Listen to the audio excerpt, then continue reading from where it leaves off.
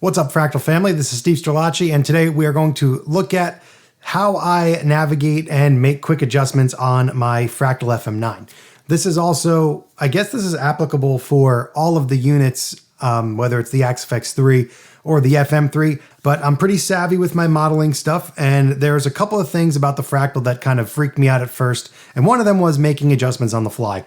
And after working with it for a little while, I figured out that it's not that hard. I didn't need to panic. And it's really super intuitive once you get it onto your fingers and you figure out what the heck you're doing with this thing. It can be super overwhelming at first, but let me show you something that's gonna hopefully help you out in making your presets and helping you make your adjustments on the fly. So firstly, and I will put this up on the Exchange, what I do with all of my, with my presets now, I will start new from template.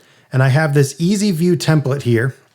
And when I open the Easy View template, it gives me this screen here. So I'm using the send and return. And usually I watch tons of Fractal videos. I practically read the manual in Leon Todd's voice. I've seen so many of his videos, and Cooper Carter and Rosh Roslin. All these guys make such great Fractal content, but I haven't seen anybody optimize the view in this type of way. So bear with me and follow along here. The reason I'm choosing to put the send and return the way that I'm doing it here is to help the view on the actual unit. And first, before we even get started, I'm skipping the perform page because that's going to be a separate video and a separate thing. So these are for adjustments that are being made without using the performance pages. Those two performance pages are super clutch and an incredible idea on Fractal's part to put in here. But we're talking about now the parameters or adjustments that you need to make that are not on your performance pages. So when you hit your big value button, you're going to get taken to your grid. And now you could see how this is laid out on my screen here. And I'll show you on FM Edit too, where I'm only seeing from here to here and here to here. So I'm not able to see the in, I'm not able to see the return, I'm not able to see the send, and I'm not able to see the out. So what you see on the floor here is only the blocks that I'm using in the preset. And obviously if you're using more than this, you can stretch it out in either direction, but what this gives me is a view of 2 full rows of effects or whatever is in your preset. So if I switch over to my preset, this is an 80s preset that I'm building for our Halloween show this year. It's gonna be all 80s themed. So you see my preset here on FM Edit where it's the 2 rows and all my effects are there. Say I wanna make an adjustment that's not on my performance page, all I have to do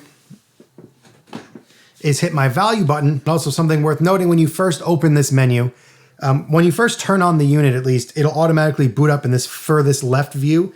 All you need to do is page over a little bit, like this. And now once you page past where you can't see the input, you have this layout where all of my effects and all of my blocks are visible now. And this makes adjusting super easy. All you have to do is navigate to your block and make your adjustments. And now once you get to your block, you have to hit a couple of buttons. When you hit that edit button, I think it should take you to the parameters of the current block. And then if you want to change the effect, have to page over. It's kind of backwards in my opinion. So say for example, I want to edit this chorus pedal. I'm on the menu here and now I'm going to hit edit.